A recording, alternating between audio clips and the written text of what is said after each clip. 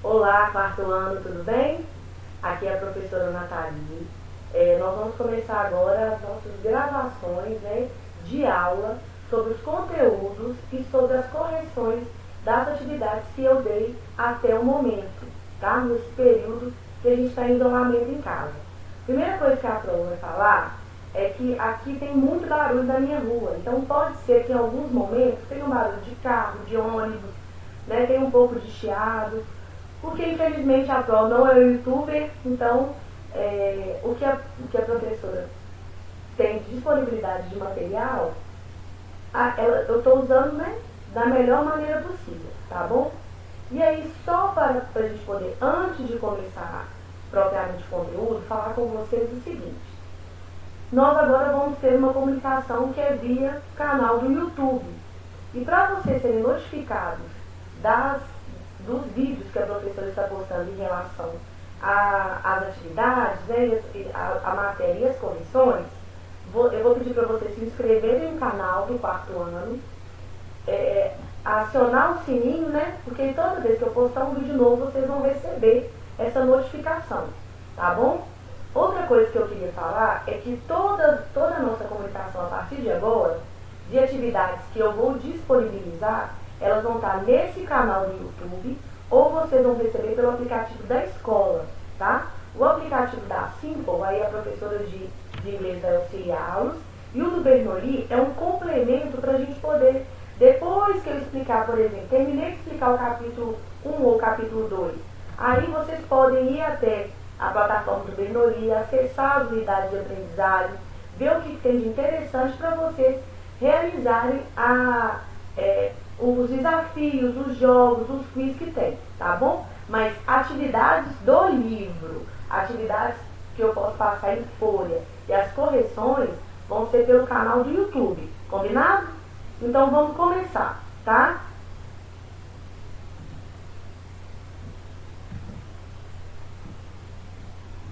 Nós vamos começar com a correção de um para-casa que eu dei na nossa última aula presencial, que foi dia 17 de março.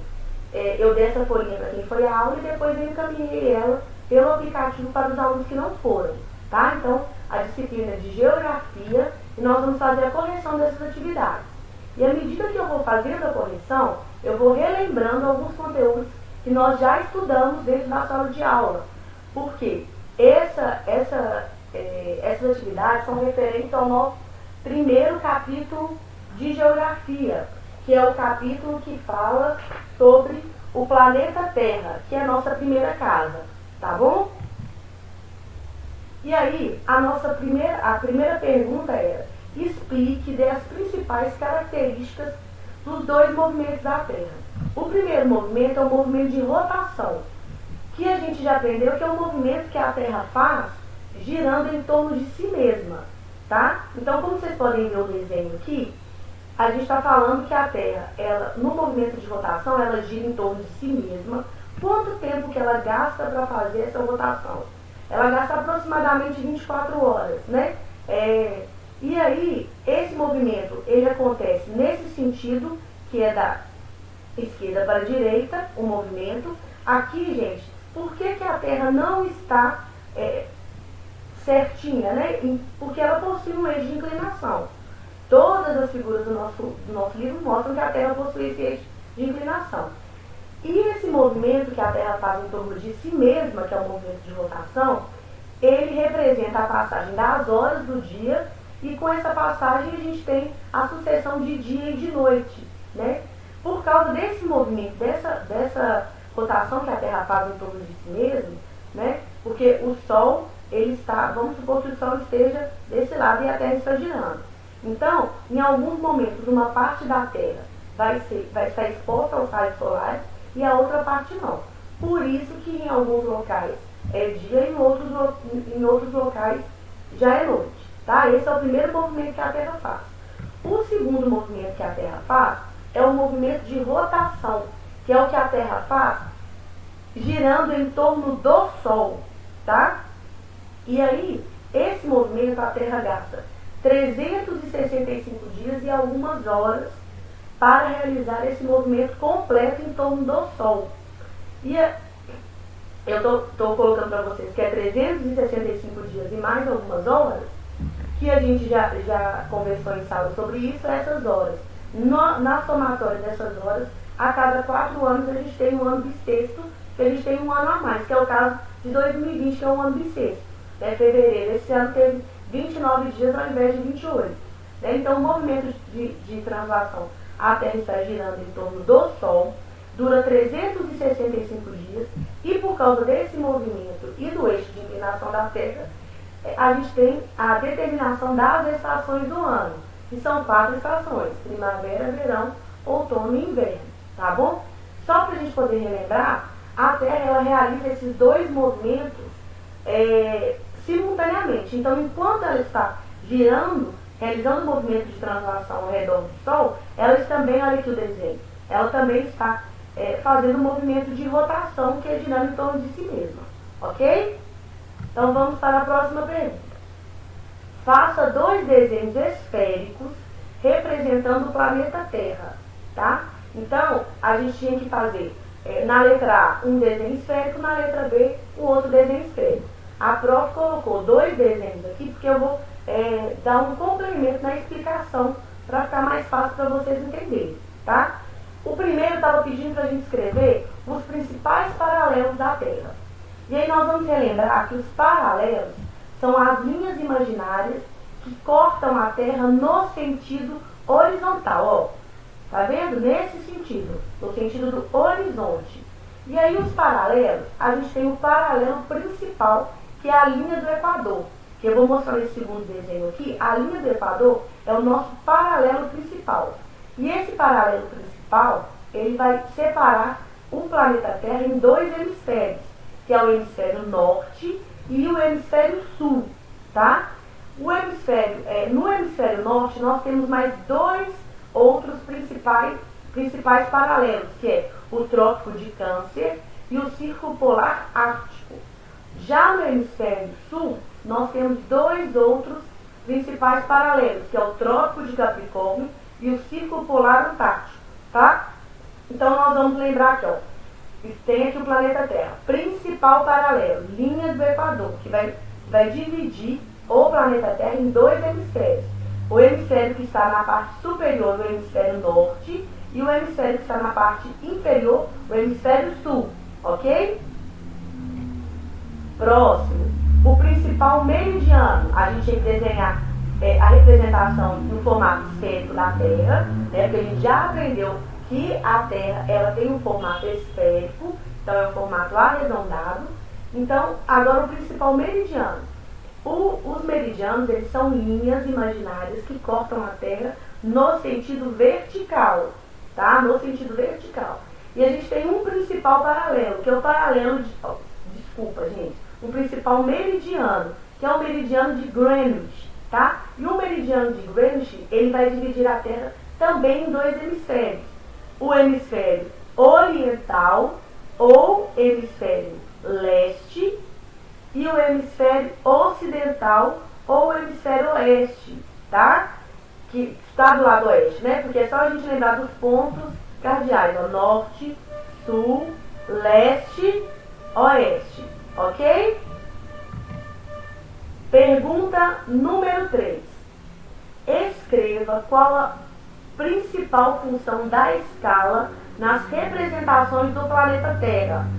Então, gente, ao longo do primeiro capítulo, a gente viu que tem várias maneiras de se representar o espaço terrestre, né? E que essa representação ela é possível em função da escala. Porque como a gente viu na sala, com o globo terrestre que eu apresentei para vocês, com o mapa mundi, teria como a gente representar a Terra toda em tamanho real? Não, né? A gente está vivendo num espaço desse tamanhozinho que corresponde a uma pequena parte do planeta todo. Então, para a gente representar esse planeta, a gente tem que reduzir a escala, que é o quê? Representar de maneira proporcional o planeta Terra, né? Então, nos mapas, a escala, eu circulei a escala aqui, ó, ela vai aparecer em formato numérico ou em formato de uma reguinha, que é representando quantas vezes esse planeta, essa representação desse espaço teve que ser reduzida. Aqui a gente tem um mapa político do Brasil. Então, por exemplo, eu estou vendo aqui o estado de Minas Gerais. Minas Gerais, na realidade, desse tamanho? Não. Teria como a gente representar no papel